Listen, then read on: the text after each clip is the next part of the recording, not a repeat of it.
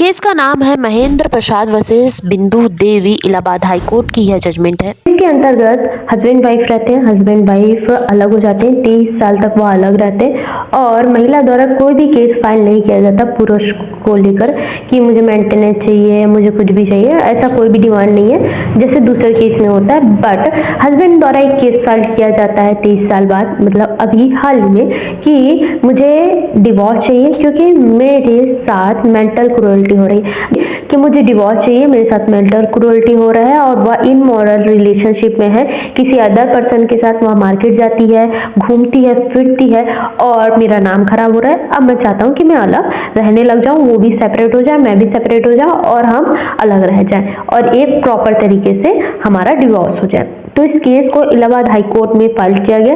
Allahabad high court का कहना है कि अगर आपके साथ मेंटल क्रूरल्टी हो रही है तो यहाँ कोई भी मेंटल क्रूरल्टी नहीं दिख रही, क्योंकि सिविल सोसाइटी में हम रहते हैं, सिविल सोसाइटी में हम एक दूसरे के साथ मिलते हैं, बातचीत करते हैं, घूमते फिरते हैं, तो यह एक रिलेशनशिप नहीं बनाता।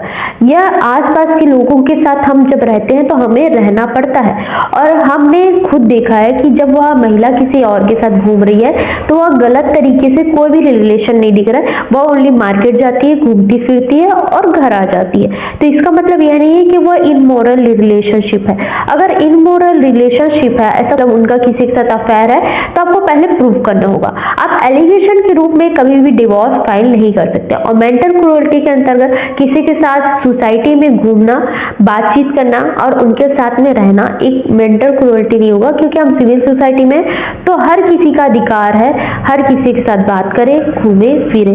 इसका मतलब यह नहीं है कि आपके साथ मेंटल क्रूरल्टी हो रही है। तो इस जगह पर कहा गया हस्बैंड है, आप डिवोर्स चाहते हैं, बट इस बेस पर कि आपके साथ मेंटल क्रूरल्टी हो रही है और वह एक रिलेशनशिप में नहीं है, आपने एलिगेशन लगाया है, इमोरल रिलेशनशिप नहीं है, आपने बस एलिगेशन लगाया, उसे आप प्रूफ नहीं कर पा रहे हो, तो हम यहाँ आपको डिवोर्स नहीं दे सकते।